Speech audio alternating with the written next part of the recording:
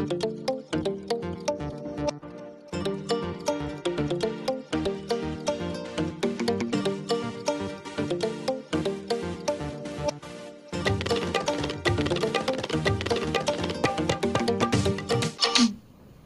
Shriram. Welcome back to Veena Sridhar's kitchen.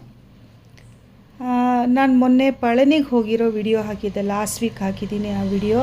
ಹಾಗೆ ಹೋಟೆಲಲ್ಲಿ ಎಲ್ಲಿ ಉಳ್ಕೊಂಡಿದ್ವು ನಾವು, ಹೇಗೆ ಅಲ್ಲಿ ಊಟದ್ದು, ಏನು ದಿನಚರಿ ಆಯಿತು, ಹೇಗೆ ಹೋಗಬೇಕು, ಹಾಗೆ ಹೇಗೆ ನಮಗೆ ದರ್ಶನ ಆಯಿತು ಅಂತ ಅಂದ್ಬಿಟ್ಟು ಎಲ್ಲ ವಿಡಿಯೋದಲ್ಲಿ ಡೀಟೇಲ್ಸ್ ನಿಮ್ಮ ಜೊತೆ ಶೇರ್ ಮಾಡಿಕೊಂಡೆ. ಅದಾದಮೇಲೆ ನಾವು ಒಂದು ವಿಶೇಷವಾದ ಜಾಗಕ್ಕೆ ಇವತ್ತು ಹೊರಡ್ತಾ ಇದ್ದೀವಿ. ಅದೇನಿದೆ ಅಂತ ಅಂದರೆ ಟ್ರಿಚಿ ಹತ್ರ ತಿರುಪತ್ತೂರು ಅಂತ ಅಂದ್ಬಿಟ್ಟು ಇಲ್ಲಿ ಬ್ರಹ್ಮಪುರೀಶ್ವರ ದೇವಸ್ಥಾನ ಇದೆ. ನಾವು ಏನೇ ನಮ್ಮ ಕಷ್ಟ ಬಂದರೂ, ಏನೇ ಲಾಸ್ ಆದರೂ ಲೈಫ್ನಲ್ಲಿ, ಏನೋ ಗಂಡ ಹೆಂಡತಿ ಪ್ರಾಬ್ಲಮ್ ಬರಲಿ, ಏನೇ ಒಂದು ತಂದೆ ತಾಯಿ ಜೊತೆ ಪ್ರಾಬ್ಲಮ್ ಬರಲಿ, ಅಣ್ಣ ತಮ್ಮಂದ್ರ ಜೊತೆ ಪ್ರಾಬ್ಲಮ್ ಬರಲಿ, ಆಸ್ತಿ ವಿಷಯದಲ್ಲಿ ತಕರಾರಾಗಲಿ, ಏನೇ ಆದರೂ ನಮ್ಮ ಹಣೆ ಬರ ಇಷ್ಟೇ ಅಂತ ಅಂದ್ಬಿಟ್ಟು ಯಾವಾಗಲೂ ನಾವು ಅಂದ್ಕೊಳ್ತೀವಿ. ಸೊ ಆ ಹಣೆ ಬರಹನ ಚೇಂಜ್ ಮಾಡೋ ಜಾಗ ಇಲ್ಲಿದೆ. ಮುಂದೆ ನಿಮಗೆ ಡೀಟೇಲ್ಸ್ ಹೇಳ್ತೀನಿ. ನಾವು ಟ್ರಿಚಿ ಹತ್ರ ಹೋಗಬೇಕಾದ್ರೆ ಒಂದು ಹೋಟೆಲಲ್ಲಿ ಊಟ ಮಾಡಿದ್ವು. ತುಂಬಾ ಚೆನ್ನಾಗಿತ್ತು ಊಟ. ನಾನು ನನ್ನ ಲಂಚ್ ಕಾಂಬೋಸಲ್ಲೆಲ್ಲ ಸುಂಡೆಕಾಯಿ, ಉಸ್ತಿಕಾಯಿ ಅನ್ನೋದ್ರ ಬಗ್ಗೆ ತುಂಬ ವಿಷಯ ಹೇಳಿದ್ದೀನಿ. ನ್ಯೂಟ್ರಿಷಿಯಸ್ ಬಾಂಬಿದು ತುಂಬ ಕಾಯಿಲೆಗಳು ಗುಣ ಆಗಿ ನಮ್ಮ ದೇಹನ ಒಂದು ಆರೋಗ್ಯ ಸ್ಥಿತಿಲಿ ಇಟ್ಕೊಳ್ಳೋಕ್ಕೆ ಸಹಕಾರಿಯಾಗಿದೆ ಅಂತ ಅಂದ್ಬಿಟ್ಟು ನಾನು ಅಂಗಾಯ ಪುಡಿ ಅಂತ ಹರ್ಬಲ್ ಚಟ್ನಿ ಪೌಡ್ರ್ ಮಾಡಿರ್ತೀನಲ್ವ, ಅದರಲ್ಲಿ ಕೂಡ ಈ ಕಾಯಿನ ಒಣಗಿಸಿರೋದು ಹಾಕಿರೋದು ನೀವೆಲ್ಲ ನೋಡಿರ್ಬೋದು. ಯಾರು ಅಂಗಾಯ ಚಟ್ನಿ ಪುಡಿ ತೊಗೊಂಡಿಲ್ವೋ, ಆಯಿಲು, ನನ್ನ ಪ್ರಾಡಕ್ಟ್ಸ್ ಎಲ್ಲ ಯೂಸ್ ಮಾಡಿಲ್ವೋ, ಡಿಸ್ಕ್ರಿಪ್ಷನ್ ಬಾಕ್ಸಲ್ಲಿ ಎಲ್ಲ ಡೀಟೇಲ್ಸ್ ಇರುತ್ತೆ, ಚೆಕ್ ಮಾಡಿ ಒಂದು ಸಲ ನೋಡಿ. ತುಂಬ ವೆರೈಟೀಸ್ ಇತ್ತು ಊಟದಲ್ಲಿ, ಹಾಗೂ ಊಟನೂ ತುಂಬ ಚೆನ್ನಾಗಿ ಸೇರಿತು. 2 ದಿವಸ ಆಗಿತ್ತು ಚೆನ್ನಾಗಿ ಸರಿಯಾಗಿ ಊಟ ಮಾಡ್ದೇನೆ, ಊಟ ಚೆನ್ನಾಗಿ ಮಾಡಿದ್ವು. ಹಾಗೆ ಒಂದೊಂದು ಜಾಗಕ್ಕೆ ಹೋದಾಗ ಒಂದೊಂದು ಹರ್ಬ್ಸ್ ಎಲ್ಲ ನಾನು ತಲಾಶೆ ಮಾಡ್ತಾನೇ ಇರ್ತೀನಿ. ಹಾಗೆ ಈ ಜಾಗದಲ್ಲೂ ಅಷ್ಟೇ ಒಬ್ಬರು ಸಿದ್ಧರನ್ನ ಭೇಟಿ ಮಾಡಿದ್ದೀನಿ. ಊರಿಗೆ ಬಂದಮೇಲೆ ನಂದು ಆಯಿಲ್ ಪ್ರಿಪರೇಷನ್ ಇರೋದ್ರಿಂದ ನನಗೆ 2 ಹೊಸ ಹರ್ಬ್ ಸಿಕ್ತು. ಅದನ್ನು ಕೂಡ ನಿಮ್ಮ ಜೊತೆ ನಾನು ನಂದು ಆಯಿಲ್ ಪ್ರಿಪರೇಷನ್ ವಿಡಿಯೋನಲ್ಲಿ ತೋರಿಸ್ತೀನಿ. ಇದೆಲ್ಲ ಅದು ಬೆಟ್ಟದ ಬೆಳ್ಳುಳ್ಳಿ ಅಂತ ಹೇಳ್ತಾರೆ, ಮಲೆ ಪೂಂಡು ಅಂತ ಹೇಳ್ತಾರೆ ತಮಿಳಿನಲ್ಲಿ. ಸೊ ಇದೆಲ್ಲ ಸಿಕ್ತು. ಇದೊಂದು ಸ್ವಲ್ಪ ಗ್ರೇಯಿಶ್ ಕಲರಲ್ಲಿರುತ್ತೆ, ರೆಡ್ ಆ್ಯಂಡ್ ಗ್ರೇ ಕಲರಲ್ಲಿರುತ್ತೆ. ಇದನ್ನು ಕೂಡ ತೊಗೊಂಡು ಬಂದೆ. ಸಿಕ್ಕಾಪಟ್ಟೆ ಘಾಟಿತ್ತಿದು. ಹಾಗೆ ದೇವಸ್ಥಾನಕ್ಕೆ, ಈ ತಿರುಪತ್ತೂರು ಇಲ್ಲಿಗೆ ಬಂದ್ವು. ದೇವಸ್ಥಾನಕ್ಕೆ ಎಂಟ್ರಾಗೋಕ್ಕಿಂತ ಮುಂಚೆ ಇದೆಲ್ಲ ಗೆಡ್ಡೆ ಗೆಣಸು ಎಲ್ಲ ಮಾರ್ತಾ ಇದ್ದಾರೆ ನೋಡಿ. ಇದು ಗೆಡ್ಡೆ ಎಲ್ಲ ತಿನ್ನೋದಲ್ಲ, ಇದು ಆಕಾಶ ಗರುಡ ಕೆಳಂಗು ಅಂತ ಅಂತಾರೆ. ಇದನ್ನು ಆಕಾಶ ಗರುಡ ಗೆಡ್ಡೆ ಅಂತ ಹೇಳ್ಬೋದು ನಾವು. ಇದನ್ನು ಮನೆ ಮುಂದೆ ಕಟ್ಟಿದ್ರೆ, ದೇವ್ರ ಮನೇಲಿ ಕಟ್ಟಿದ್ರೆ, ದೇವ್ರ ಮನೇಲಿಟ್ಟು ಪೂಜೆ ಮಾಡಿದ್ರೆ ಎಲ್ಲ ದೃಷ್ಟಿ ಪರಿಹಾರ ಅಂತ ಅಂದ್ಬಿಟ್ಟು ಹೇಳ್ತಾರೆ. ಸೊ ಇದನ್ನು ಕೂಡ ನಾನು ಒಂದು ಗೆಡ್ಡೆ ತೊಗೊಂಡೆ ಮನೆ ಮುಂದೆ ಕಟ್ಟೋಣ ಅಂತ ಅಂದ್ಬಿಟ್ಟು. ಹಾಗೆ ಈ ದೇವಸ್ಥಾನಕ್ಕೆ ಬಂದಿದ್ದೀವಿ ನೋಡಿ. ಇವಾಗ ನಮ್ಮ ಹಣೆ ಬರನೇ ಚೇಂಜ್ ಮಾಡೋ ಶಕ್ತಿ ದೇವರಲ್ಲಿದೆ ಅಂತ ಅಂದ್ಬಿಟ್ಟು ಹೇಳಿದೆ. ಹಾಗೆ ದೇವರಲ್ಲಿ ಆ ಶಕ್ತಿ ಇದೆ ಅಂತ ಅಂದರೆ ಏನಾದರೂ ಒಂದು ಸ್ಥಳ ಪುರಾಣ ಇರಲೇಬೇಕಲ್ವ. ಆ ಸ್ಥಳ ಪುರಾಣ ಒಂದು ಚಿಕ್ಕ ಕತೆ ಜೊತೆ ನಾನು ನಿಮಗೆ ಶೇರ್ ಮಾಡ್ಕೊಳ್ತೀನಿ ಬನ್ನಿ.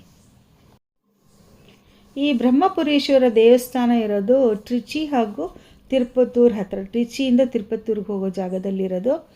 ಈ ದೇವಸ್ಥಾನದ ಬಗ್ಗೆ ಭಕ್ತರು ಯಾರು ಈ ದೇವಸ್ಥಾನಕ್ಕೆ ಬಂದು ಈಶ್ವರ ಹಾಗೂ ಬ್ರಹ್ಮನ ದರ್ಶನ ಮಾಡ್ತಾರೋ ಅವರಿಗೆ ಅಜೀವ ಪರ್ಯಂತ ಇರುವ ಪಾಪ, ಕರ್ಮ, ಸಾಲ, ಆರೋಗ್ಯ, ಶತ್ರುಗಳಿಂದ ಕಾಟ ಇರುತ್ತೋ ಅದು ನಿವಾರಣೆ ಆಗಿ ಅವ್ರಿಗೊಂದು ಬ್ರಹ್ಮಲಿಪಿ ಅಂತ ನಮ್ಮ ಮನೇಲಿ ಒಂದಿರುತ್ತೆ ನೋಡಿ, ಅದು ಕೂಡ ಚೇಂಜ್ ಆಗುತ್ತೆ ಈ ಜಾಗಕ್ಕೆ ಬಂದು ದೇವರ ಆಶೀರ್ವಾದ ತೊಗೊಂಡ್ರೆ, ಪೂಜೆ ಮಾಡಿದ್ರೆ ಅಂತ ಹೇಳ್ತಾರೆ.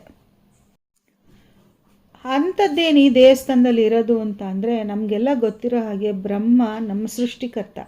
ಆ ಬ್ರಹ್ಮನಿಗೆ ಒಂದು ಸಮಯದಲ್ಲಿ ತುಂಬ ದುರಹಂಕಾರ ಬಂದ್ಬಿಡ್ತಂತೆ. ನಾನೇ ಸೃಷ್ಟಿಕರ್ತ, ನಾನೇ ಜಗದೋದ್ಧಾರಕ, ಹಾಗೆ ಹೀಗೆ ಅಂತ ಅಂದ್ಬಿಟ್ಟು. ಆಮೇಲೆ ಎಲ್ಲರನ್ನೂ ನಿಕೃಷ್ಟವಾಗಿ ಕಾಣೋದು, ದುರಹಂಕಾರ ತೋರಿಸೋದು, ಇದೆಲ್ಲ ಶುರು ಮಾಡಿದ್ರಂತೆ. ಇದು ಈ ಅವರ ದುರ್ಗುಣ ಈಶ್ವರನಿಗೆ ಗೊತ್ತಾಯ್ತಂತೆ. ಹಾಗೂ ಈಶ್ವರನ ಎದುರಿಗೂ ಕೂಡ ನಾನು ನೀನು ಸಮ, ನಾನಿಲ್ಲದೆ ಈ ಪ್ರಪಂಚ ಸೃಷ್ಟಿನೇ ಆಗಲ್ಲ, ನಿನ್ನ ಭಕ್ತರುಗಳನ್ನೆಲ್ಲ ಸೃಷ್ಟಿ ಮಾಡೋನು ನಾನೇ ಸೃಷ್ಟಿಕರ್ತ ಬ್ರಹ್ಮ ಅಂದ್ಬಿಟ್ಟು ಸಿಕ್ಕಾಪಟ್ಟೆ ದುರಹಂಕಾರ ಮಾಡಿದ್ರಂತೆ. ಆವಾಗ ಈಶ್ವರ ಏನು ಮಾಡಿದ್ರು, ಒಂದು ತಲೆನ, 5 ತಲೆ ಇತ್ತಲ್ಲ ಬ್ರಹ್ಮಂದು, ಒಂದು ತಲೆನ ನಿನ್ನ ದುರಹಂಕಾರ ಇಳೀಲಿ ಅಂತ ಅಂದ್ಬಿಟ್ಟು ಕತ್ತರಿಸ್ಬಿಟ್ರಂತೆ. ಅದ್ರ ಜೊತೆಗೆ ಅವರಿಗೆ ಈ ಸೃಷ್ಟಿ ಮಾಡೋ ಈ ಕೆಲಸನೇ ಒಂದು ಕ್ಯಾನ್ಸಲ್ ಮಾಡಿಬಿಟ್ರಂತೆ. ನಾನು ಕರೆಕ್ಟ್ ಎಲ್ಲರಿಗೂ ಅರ್ಥ ಆಗೋ ಲ್ಯಾಂಗ್ವೇಜಲ್ಲಿ ಹೇಳಿದ್ರೆ ಅದು ಎಷ್ಟರ ಮಟ್ಟಿಗೆ ಅಂತ ಅಂದರೆ, ಅವ್ರಿಗೆ ಈಶ್ವರ ಕೊಟ್ಟಿರೋ ಶಾಪನೂ ಕೂಡ ಅವ್ರ ಲಿಪಿನ ಅವರೇ ಬ್ರಹ್ಮ ಆದವನೇ ಚೇಂಜ್ ಮಾಡ್ಕೊಳಕ್ಕಾಗದೇ ಇರೋ ಥರ ಒಂದು ಶಾಪ ಕೊಟ್ಬಿಟ್ರಂತೆ. ಬ್ರಹ್ಮದೇವರು ಅವಾಗ ನಿತ್ರಾಣ ಅಂದರೆ ಅವ್ರಿಗೆ ಏನು ಪವರೇ ಇಲ್ಲ, ಏನು ಶಕ್ತಿನೇ ಇಲ್ಲ, ಆ ಥರ ಆಗಿಬಿಟ್ರಂತೆ. ತನ್ನ ತಪ್ಪಿನ ಅರಿವಾಗಿ ಪ್ರಪಂಚದಲ್ಲಿರೋ ಈಶ್ವರನ ದೇವಸ್ಥಾನಗಳನ್ನೆಲ್ಲ ದರ್ಶನ ಮಾಡಿಕೊಂಡು ಈ ತಿರುಪತ್ತೂರಿಗೆ ಬಂದ್ರಂತೆ. ಈ ತಿರುಪತ್ತೂರಿಗೆ ಬಂದುಬಿಟ್ಟು ಜಸ್ಟ್ ಒಂದು ಪೂಜೆ ಮಾಡಿದ್ರೇ ಅವ್ರದ್ದು ಪಾಪಕರ್ಮ ಹೋಗಲಿಲ್ವಂತೆ. ಸುಮಾರು ವರ್ಷಗಳು ಅಲ್ಲಿದ್ದುಬಿಟ್ಟು ಈಶ್ವರನ ಪೂಜೆ ಮಾಡಿ ಮತ್ತೆ 12 ಶಿವಲಿಂಗಗಳನ್ನ ಈಶ್ವರನ ದೇವಸ್ಥಾನ ಸುತ್ತಮುತ್ತಲೆಲ್ಲ ಸ್ಥಾಪನೆ ಮಾಡಿ ಸುಮಾರು ವರ್ಷಗಳು ಈಶ್ವರನ ಆರಾಧನೆ ಮಾಡಿದ ಮೇಲೆ ಆದರೂ ಈಶ್ವರನ ಕೋಪ ಕಡಿಮೆ ಆಗಲಿಲ್ವಂತೆ. ಆಮೇಲೆ ಪಾರ್ವತಿ, ಇಲ್ಲ ನೀವು ಈ ಶಾಪ ವಿಮೋಚನೆ ನೀವು ಮಾಡಬೇಕು, ಅವ್ರಿಗೆ ಸರಿ ಮಾಡಬೇಕು ಅಂತ ಹೇಳಿದ್ರಂತೆ. ಈ ಕತೆ ಮಧ್ಯ ಇಲ್ಲಿ ಪತಂಜಲಿ ಗುರುಗಳದ್ದು ಸಮಾಧಿ ಇದೆ, ಜೀವಂತ ಸಮಾಧಿ ಇದೆ ಅಂತ ಹೇಳ್ತಾರೆ. ಮತ್ತು ಇನ್ನೊಬ್ರು ಹೇಳ್ತಾರೆ ಇಲ್ಲ ಬಂದು ತಪಸ್ಸು ಕೂತಿದ್ರು ಅಂತ ಹೇಳ್ತಾರೆ. ಯಾವುದು ನಿಜ ಅನ್ನೋದು ನನಗೆ ಕರೆಕ್ಟಾಗಿ ಗೊತ್ತಿಲ್ಲ. ಆದರೆ ಪತಂಜಲಿ ಗುರುಗಳು ಇಲ್ಲಿ ಬಂದಿದ್ರು ಅಂತ. ನಾವು ಪತಂಜಲಿ ಅಂತಂದರೆ ನಾರ್ತ್ ಇಂಡಿಯಾದಲ್ಲೇ ಇದ್ದಿದ್ದು, ನಾರ್ತ್ ಇಂಡಿಯನ್ದು ಇದು ಅಂತ ಅಂದ್ಕೊಂಡ್ಬಿಟ್ಟಿದ್ದೀವಿ. ಇಲ್ಲ, ನಮ್ಮ ಯೋಗ ಸಿದ್ಧ ಗುರುಗಳಾದ ಪತಂಜಲಿ ಗುರುಗಳು ಇಲ್ಲಿದ್ದಾರೆ. ಇಲ್ಲಿ ಬಂದು ಇಲ್ಲಿ ಸ್ವಲ್ಪ ಹೊತ್ತು ಕೂತ್ಕೊಂಡು ಧ್ಯಾನ ಮಾಡಿದ್ರೆ ನಮ್ಮ ಆರೋಗ್ಯ ಎಲ್ಲ ಸುಧಾರಿಸುತ್ತೆ ಅಂತ ಹೇಳ್ತಾರೆ. ಹಾಗೆ ನಾನಿಲ್ಲಿ ಸ್ವಲ್ಪ ಕೂತಾಗ ವೈಬ್ರೇಷನ್ಸೇ ಕಂಪ್ಲೀಟ್ ಚೇಂಜ್ ಇತ್ತಿಲ್ಲಿ. ಒಳ್ಳೆ ವೈಬ್ರೇಷನ್ಸ್ ಇದೆ. ದೇವಸ್ಥಾನದಲ್ಲಿ ಮಾತ್ರ ತುಂಬ ಒಳ್ಳೆ ವೈಬ್ರೇಷನ್ಸ್ ಇದೆ. ಹಾಗೆ ಸುಮ್ಮನೆ ಬಂದು ದೇವ್ರ ದರ್ಶನ ಮಾಡ್ಕೊಳ್ಳೋದು ವಾಪಸ್ ಬರೋದು ಆ ಥರ ಖಂಡಿತ ಮಾಡೋಕ್ಕೆ ಹೋಗಬೇಡಿ. ಬೆಳಗ್ಗೆ ದೇವಸ್ಥಾನಕ್ಕೆ ಹೋದರೆ ಒಂದು ಮಿನಿಮಮ್ ಒಂದು 3 to 4 hours, ಇಲ್ಲ 2-3 hours ಅಂತೂ ಇರಲೇಬೇಕು. ಮಿನಿಮಮ್ 3 hours ಇರಲೇಬೇಕು. ಇದ್ದು ದೇವ್ರ ದರ್ಶನ ಮಾಡಿಕೊಂಡು ಇಲ್ಲಿ ಒಂದು ಅಪರೂಪವಾದ ಮರ ಇದೆ, ಅದು ಕಥೆಯಲ್ಲಿ ನಾನು ಮುಂದೆ ಹೇಳ್ತೀನಿ ನಿಮಗೆ. ಆ ಮರದ ಕೆಳಗಡೆ ಕೂತ್ಕೊಂಡು ಸ್ವಲ್ಪ ಧ್ಯಾನ ಮಾಡಿ ಹಾಗೆ ಈಶ್ವರನ ಬ್ರಹ್ಮನ್ನ ಸ್ವಲ್ಪ ಆರಾಧನೆ ಮಾಡಿಕೊಂಡು, ತುಂಬ ದುಃಖದಲ್ಲಿರ್ತಾರೆ, ಯಾರಿಗೇ ಆಗಲಿ ಕಷ್ಟ ಒಂಥರ ಇರಲ್ಲ, ಎಲ್ಲರಿಗೂ ಒಂದೊಂದು ಥರ ಕಷ್ಟ ಇರುತ್ತೆ. ಸ್ವಲ್ಪ ಕೆಲವರಿಗೆ ಸೀರಿಯಸ್ ಆಗಿರುತ್ತೆ, ಕೆಲವರಿಗೆ ಚಿಕ್ಕದಿರ್ಬೋದು. ಬಟ್ ಇರೋ ಪರಿಸ್ಥಿತಿನಲ್ಲಿ ಚಿಕ್ಕ ಕಷ್ಟನೂ ನಮಗೆ ದೊಡ್ಡದಾಗೆ ಕಾಣ್ಬೋದು. ಸೊ ಇವಾಗ ನನ್ನ ಕತೆ ಮುಂದುವರಿಸ್ತೀನಿ. ಸುಮಾರು ವರ್ಷದ ಆರಾಧನೆ ಆದಮೇಲೂ ಈಶ್ವರ ತಣ್ಣಗಾಗಲಿಲ್ಲ, ಈಶ್ವರನ ಮನಸ್ಸು ಇದಾಗಲಿಲ್ಲ ಅಂತ ಹೇಳಿದೆ ನಿಮಗೆ ಬ್ರಹ್ಮನ ದುರಹಂಕಾರದ ಮುಂದೆ.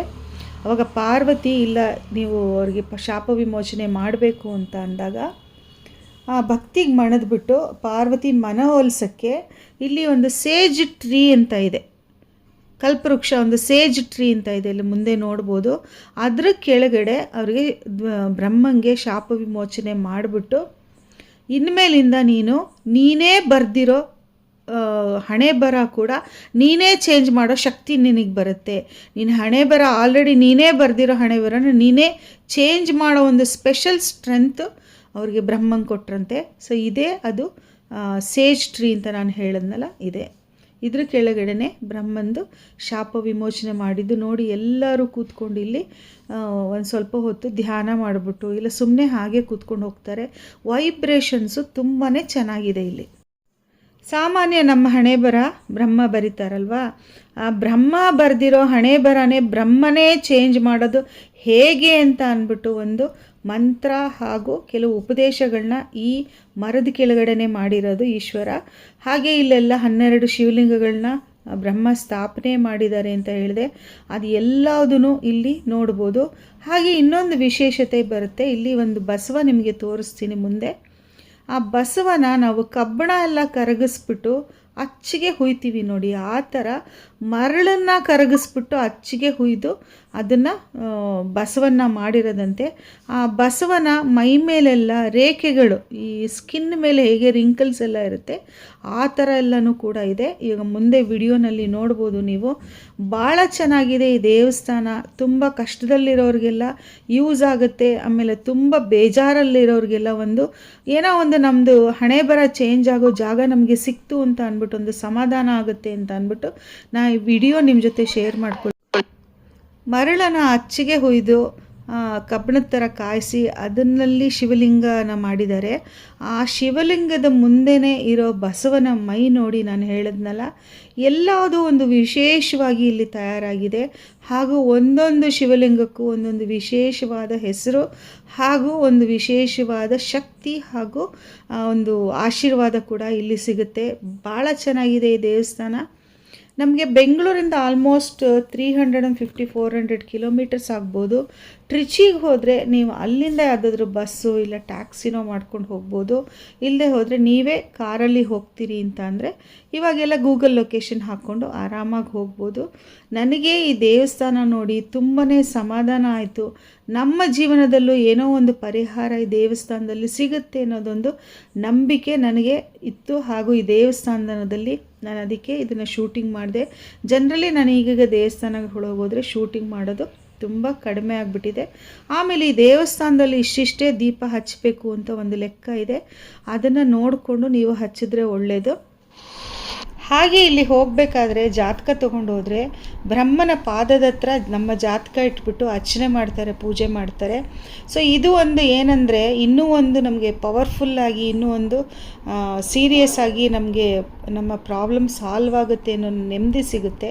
So thank you for watching. ನಮಸ್ಕಾರ.